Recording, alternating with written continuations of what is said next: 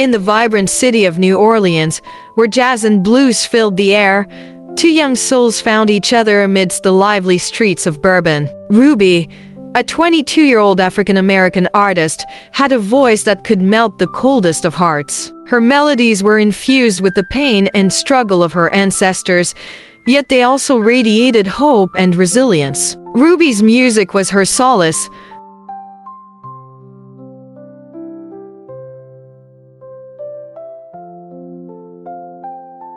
Jake, a 25-year-old Caucasian musician, had fingers that danced across the guitar strings like fire. His music was a fusion of rock, blues, and country, reflecting his own complex heritage. Jake's love for music was matched only by his love for Ruby. He was captivated by her voice, her spirit, and her beauty.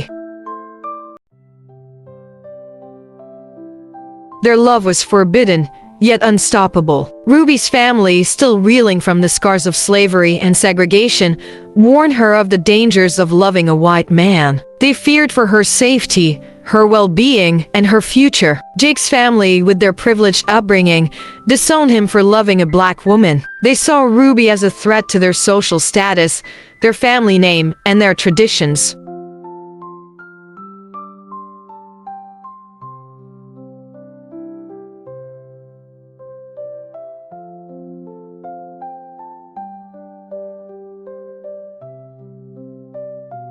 But Ruby and Jake didn't care. Their love was pure, and it fueled their music.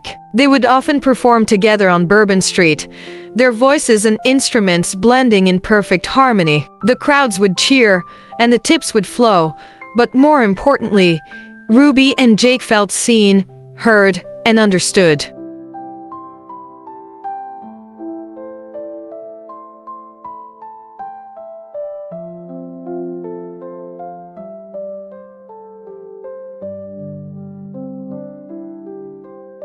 Tragedy struck one fateful night, when a group of white supremacists, fueled by hatred and intolerance, attacked Ruby and Jake on Bourbon Street. The violence was brutal, and the consequences were devastating. Ruby's voice was silenced forever, and Jake's fingers were left shattered and still.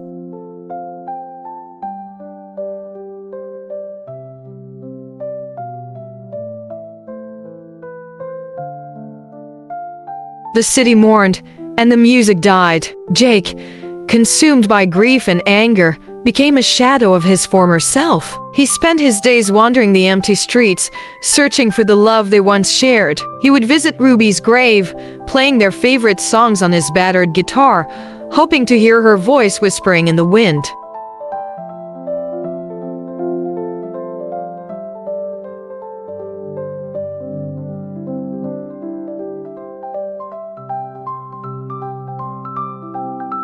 Years went by, and the city slowly healed. But Jake's heart remained broken, his music silenced by the tragedy. He became a relic of the past, a reminder of the deep-seated racial tensions that still plagued America.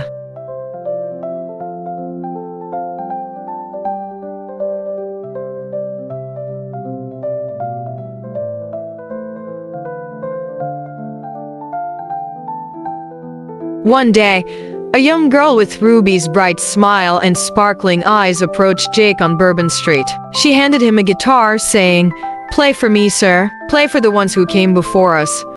Jake's fingers trembled, but as he began to play, the music of his past swirled around him, carrying the whispers of Ruby's voice. The blues of Bourbon Street flowed through him once more, a poignant reminder of the love they shared, the tragedy they endured, and the music that remained, a testament to the transformative power of love and art. As Jake played on, the crowd gathered around, mesmerized by the beauty and the pain of the music. They saw in Jake a reflection of their own struggles, their own triumphs, and their own hopes for a better future.